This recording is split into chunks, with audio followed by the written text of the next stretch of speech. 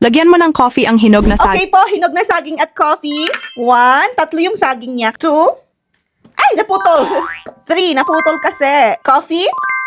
Instant coffee lang po yung ginamit niya. Then durugin ito. Okay, let's smash it. Ayan, durog na yung aking saging at coffee. Maglagay ng 2 itlog. 2 itlog. Dapat separate muna natin silang i-basagin kasi baka may bugok, masayang yung ingredients.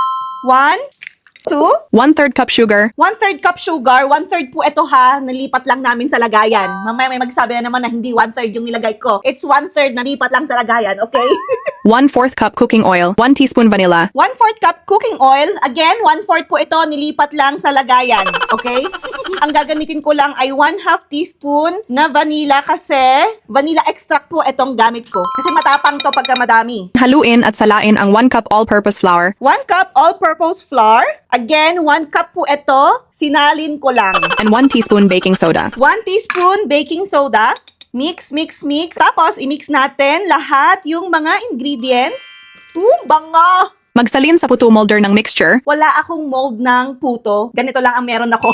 So, pagpasensyahan nyo na. Napahiran pala ng oil itong bawat mold, okay? Para hindi magdikit yung ating finished product.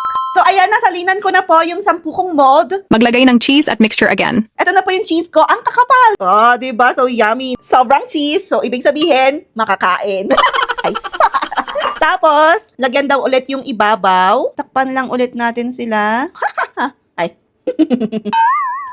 Ano ba yun? Anong tawa yorn? So, ayan, nasalinan ko na po lahat. Lagyan lang din ng chocolate chips for toppings. I'm using Goya Chips Dark Chocolate dahil pag trentahin, mas gusto ang mga dark chocolate, di ba?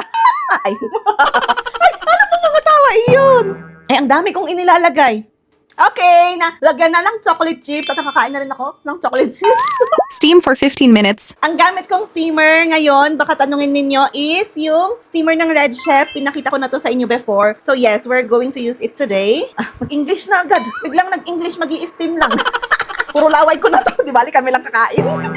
At induction cooker, may mga nagtatanong kung anong induction. Ay, teka, hindi masara. Gagamitin ko yung first layer nitong aking Red Chef para ilagay yung mga nauna. Ayan, para magkasya sila. So, ayan yung naunang 4. Then, let me put this back para magkasya yung other 6.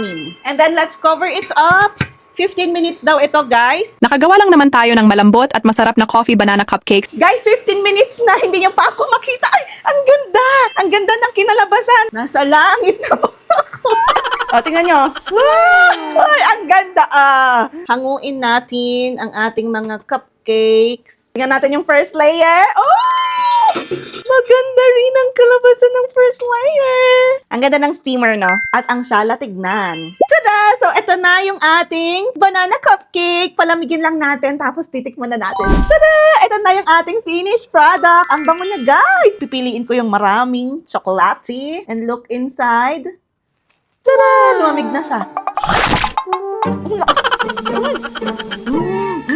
Hindi ako mahilig magkape, guys, pero ang ganda nung pagkapait ng coffee dito.